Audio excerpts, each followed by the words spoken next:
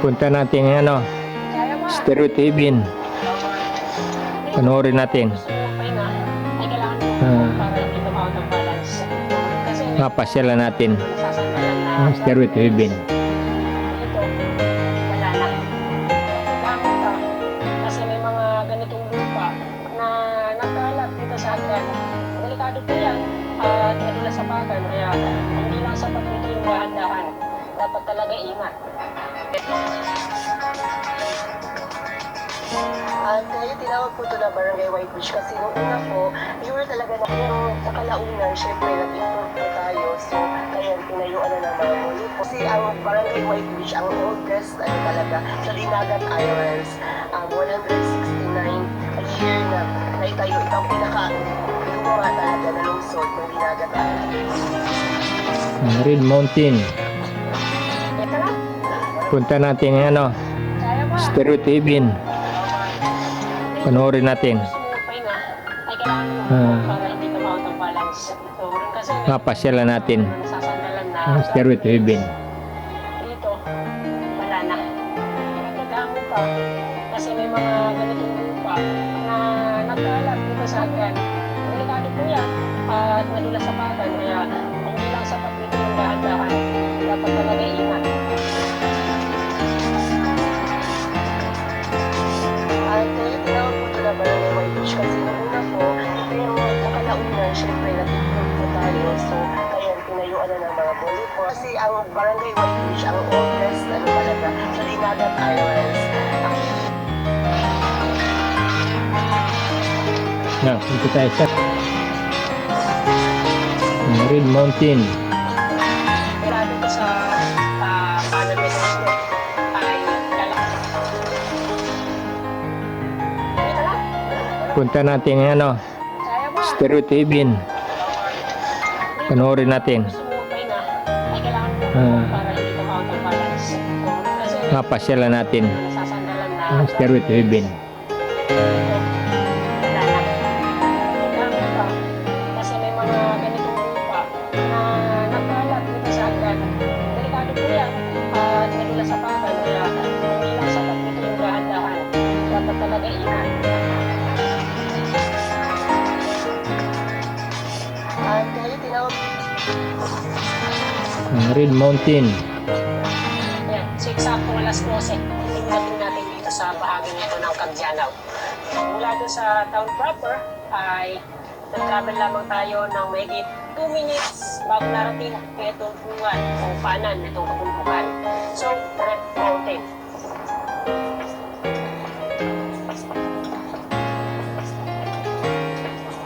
Nakita nyo naman, yung kulay. Ito nga pala, kagabi ko pang pinag-iisipan kung itutuloy ko itong lakad kasi nga, bukod sa hindi ganun kaganda yung panahon, sobrang taas din ng bundok na akyatin natin. Tingnan nyo naman, no? At aakyatin po natin to sa pamamagitan na itong konkretong hagdan na kung tawagin ay Stairway to Heaven.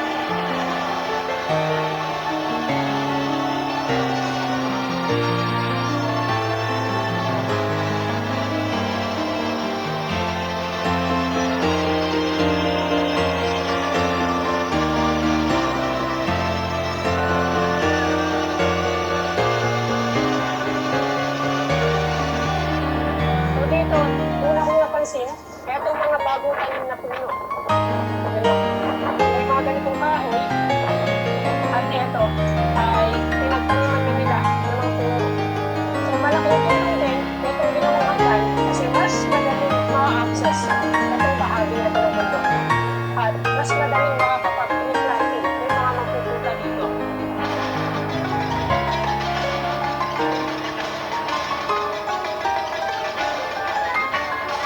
Ilang hakbang pa lang mula dito sa pinag-parking natin, may makikita na po itong napakagandang view. Tanaw natin yung town proper, yung mga kabundukan, yung isla, at itong malalaking island. Kaya no, grabe. So, excited na ako makita kung ano pa yung view na makikita natin dito sa taas. Kaya tara, let's go. Sobrang taas. Katakot akyatin.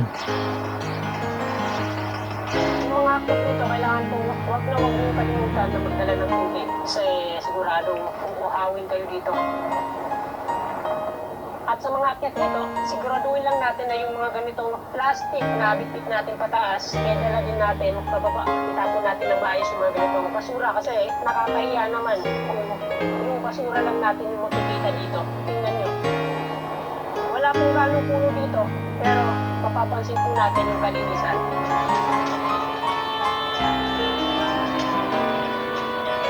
Spiritual bin.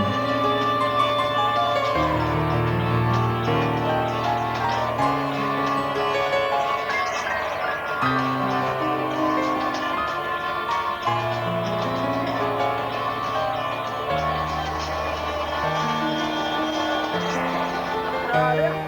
Lakas na mayamin.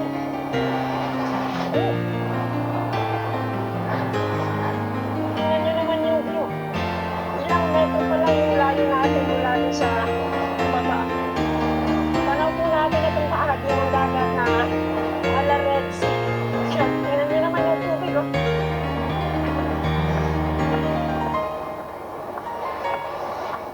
So, hindi ko lang kung nangangalahati na tayo kasi hindi ko pinigilan yung steps na ginagawa namin. Kung nakakaramdam kami ng pagod, tumigil kami sa bahagi nito kapag tulad niya, tingnan mo na. Sobrang nakakapagod. Napansin ko nga pala dito sa gilid na itong hagdan, na itong bahagi ng bundok na ano to, bitak. Daan ng tubig. So, maliban dyan, meron sa kabila at ito yung bahagi ng bundok na wala kang makikitang kahit anong halaman o punong kahoy. Nakakatakot. Kaya ito ka mag-landslide.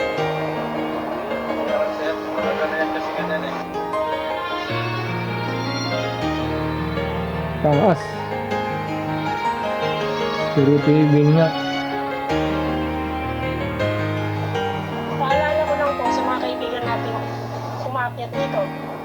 Iwasan po sana yung pagsusulat o yung organismo dito sa parte na itong hagdan.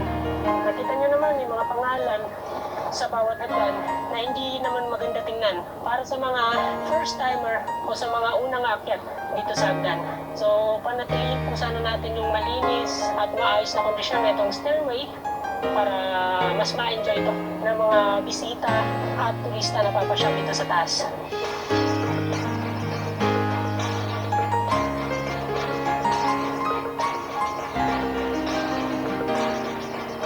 So nandito na po tayo sa bahagi ngayon ng hagdan kung saan nangangalahati na po tayo dito sa bundok. So itong kinatatayuan natin ay nasa mahigit 500 steps na to mula doon sa baba.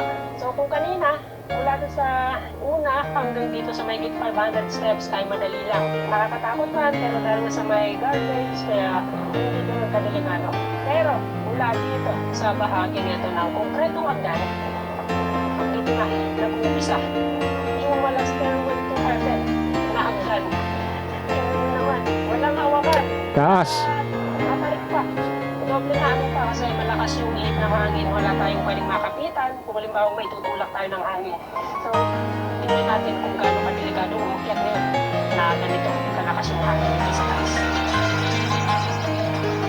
Hirap pakyatin. Sobrang taas.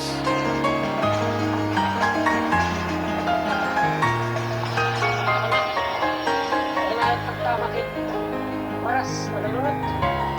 So, narinig nyo yung paalala ko sa mga kasama natin. Salitang waray po yun na ang ibig sabihin ay mag-ingat sa mga buhangin na maapakan kasi madalas.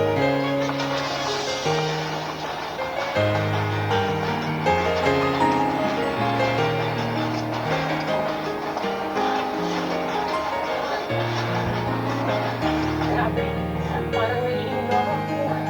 Patras ka na. Kaya ba? Dito, kung halimbawa gusto mong magpahinga, ay kailangan mo upo para hindi ka ma-out ang balance. So, kasi meron tayong nahawakan na nasasandalan na guardrails. Dito, wala na. Nagtagamon pa kasi may mga ganitong lupa na nagkalat dito sa Ang ganda ng lupa. Delikado po yan at madulas sa pakan kaya hindi lang sapat dito yung dahan-dahan. dapat talaga ingat.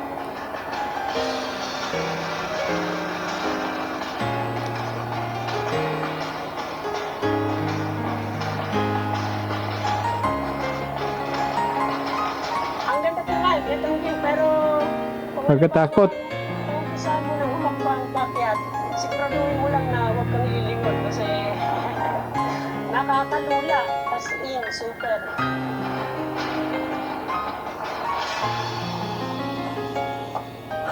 Grabe.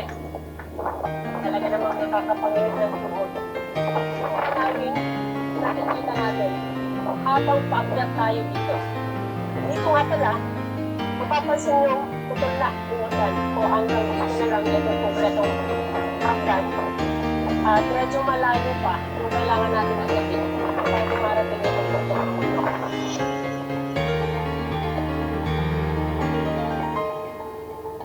Simula doon sa baba, papunta dito sa dulo na tumanggan, ay nasa 1,200 steps yung ating lahakbang papunta dito. Mula doon sa kalahati, natin 1,200 steps, ganitong hanggang na yung madadaanan natin.